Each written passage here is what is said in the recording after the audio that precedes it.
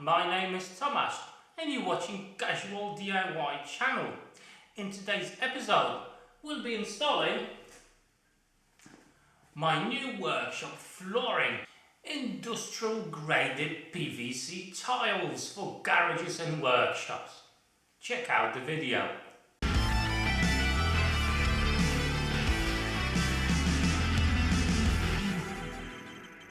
Right then. In this case, preparation is key. Before we can install these tiles, we need to have a look at what surface we're actually dealing with. In my case, the flooring is all concrete, so before I actually install the flooring, I will make sure there's no bumps or holes in the concrete itself, that it's all nice and smooth. But also, I'm going to use a sealer on the concrete. This one is specially designed for concrete flooring. That's what I'm going to use first. One coat will be enough. The instructions say that as well. It will prevent from the concrete floor to absorb moisture and obviously will limit the amount of dust created by the floor. These tiles arrived today, and as per instructions, I need to place them on the floor and rest them for 48 hours. So I'll store them in my separate room over there and we'll start working on this one. So first of all, I'm going to hoover and clean up the floor.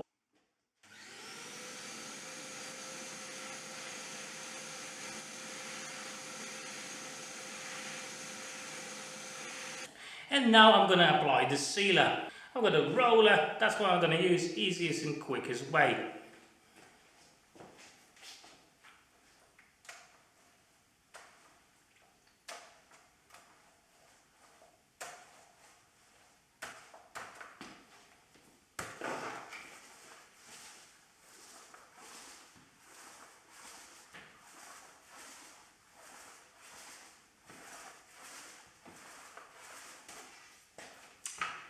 And in that way, I'm going to cover the whole floor that I've got access to.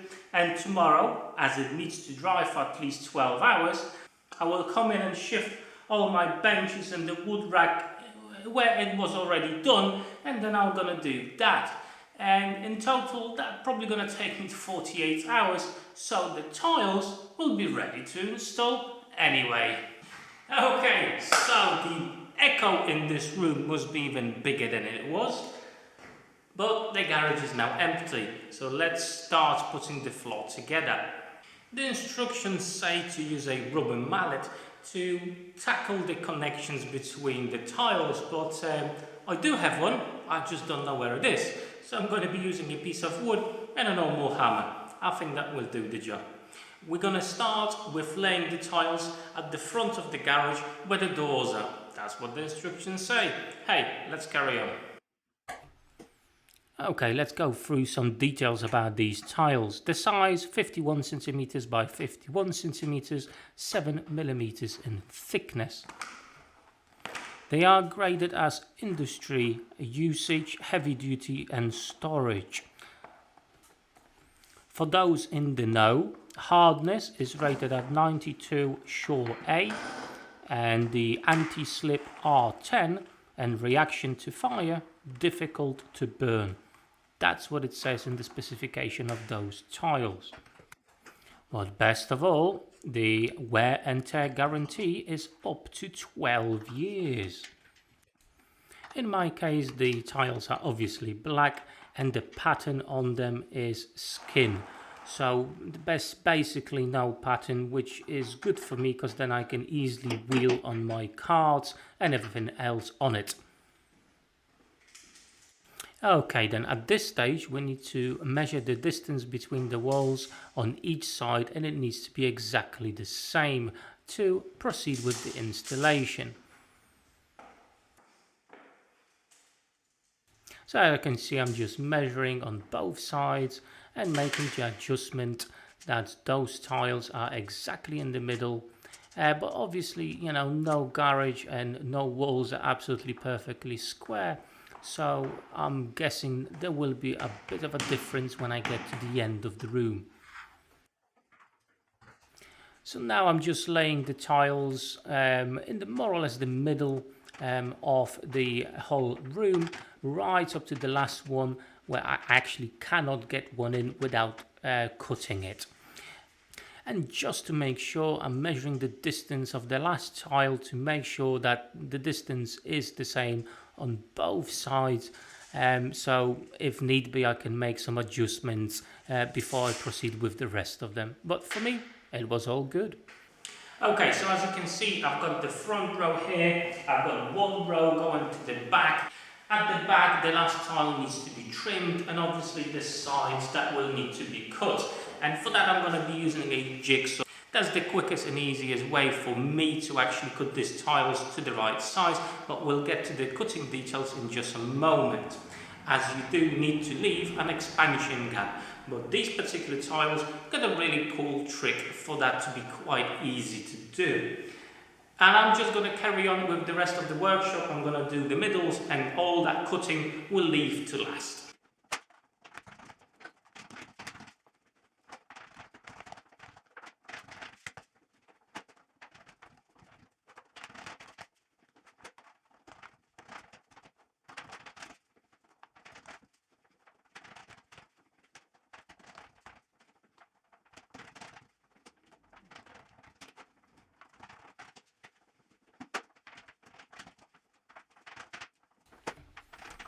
And when the whole room is finished, we need to take care of the sides. So we need to cut the tiles to the right size. So you flip them over, and on each tile you've got an indicator of where you need to cut the other tile to make sure you've got the 5mm required expansion gap. It's that easy. Every single tile has got that indicator, and it's just so easy to mark it and then cut to the right size. So as you can see, I'm just marking a line, but obviously if you've got a white marker, it would be a far better idea, as mine was not the greatest orange. I didn't actually have any other color, so I struggled a little bit. And now I'm just using a jigsaw to cut it through. It cuts really nice and easy with no issues.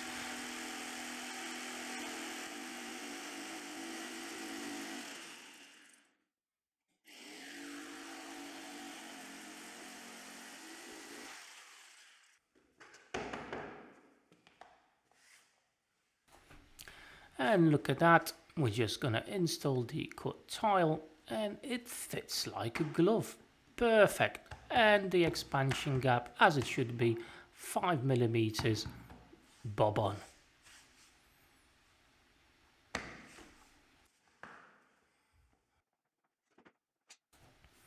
And now I'm only gonna continue with the rest of the sides.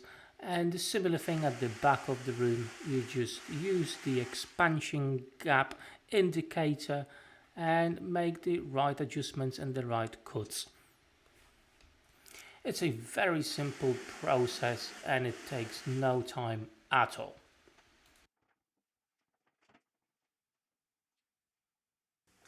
And there you go, it's all done. It's not hard at all. The process of putting them together is fairly easy, and that design feature where the indicator for what gap there needs to be between the wall and the tile, where to cut it exactly, is absolutely fantastic and speeds up the work and takes out the calculations away. So that's a really handy thing in this particular case with these tiles.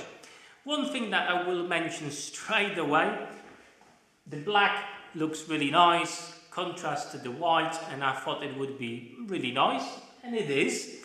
But straight away off the bat, what I've noticed, this floor will not stay black. After a few weeks' time, it will be grey from the dust from everything. And it cleans up well, but the marks, for example, from the wheels, they stay on the ground.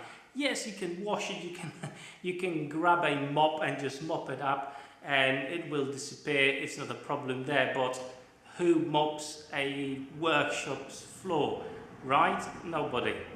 So now from the perspective, I would probably order the grey floor.